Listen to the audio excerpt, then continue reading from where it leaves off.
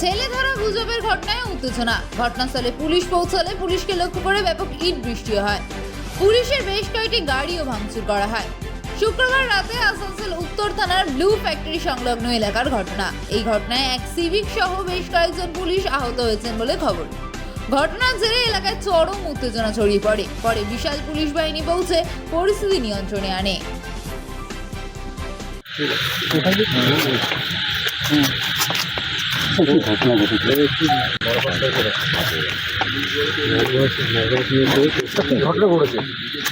আজকে রাত 9টা নাগাদ আমাদের মোবাইল ভ্যান এবং পুলিশের আরও টিম যারা রেগুলার পেট্রোলিংয়ে ছিল, এখানে একটা অ্যাজিটেশন হয়, খবর পায় সঙ্গে সঙ্গে চলে আসে।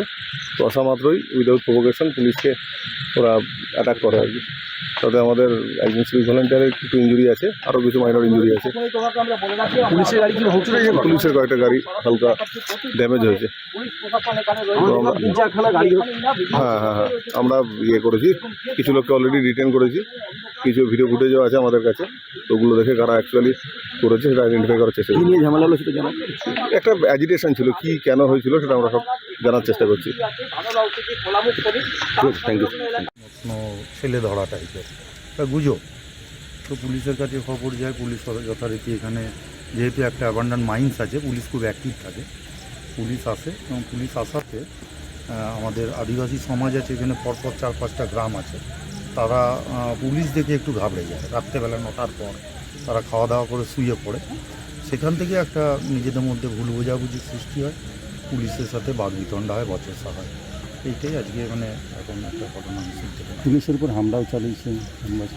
পুলিশের সাথে হামলা ঠিক হয়নি। পুলিশের কিছু যারা আমাদের আদিবাসী সমাজের মানুষ আছে, তারা একটু ভুল বোঝাবুঝির কারণেই যতটুকুনি হয়েছে আর কি। ইট পাথর হয়তো কিছু হয়েছে, হয়নি তা না, কিন্তু যতটুকুনি হয়েছে ভুল বোঝাবুঝিতে হয়েছে। 10খানা গাড়ি ভাঙচুর হয়েছে প্রায়, এবং বেশ কয়েকজন আহত হয়েছে। একজন সিভিক পুলিশ খুবই সিরিয়াস ইনজুর্ড আছে। আমরা এইখানে তো এখনও কোনো গাড়ি দেখিনি যে ভাঙাভাঙি দাঁড়িয়ে আছে। আমি এসে দেখেছি কোনো গাড়ি ভাঙা দেখিনি, হয়তো ভেঙেছে, হয়তো আগে হতে পারে। কিন্তু একটা ভুল বোঝাবুঝি হয়েছে যে একটা ছেলে ধরা এসছে, ছেলে ধরাকে মেরে দেবে, এখানকার লোকরা উত্তেজিত হয়েছে, পুলিশ এসছে, খবর পেয়ে পুলিশের সাথে বাগবিতণ্ডায় জড়িয়ে পড়ে আদিবাসী সমাজের সাধারণ, এরা তো অত্যন্ত নিরীহ মানুষ, সাদা সিধা প্রকৃতির মানুষ, এরা জড়িয়ে পড়েছে বাগবিতণ্ডায়। এখন কি পরিস্থিতি? এখন পরিস্থিতি নিয়ন্ত্রণে আছে। পুলিশ 2-3 জনকে আটকে রেখেছে যে এই ধরনের ইয়ের জন্য, আচরণের জন্য। আমাদের মনে হয় এটা মিটে যাবে। আপনার নাম? আমার নাম পল সিংহ, আমি এই ওয়ার্ডের কাউন্সিলর।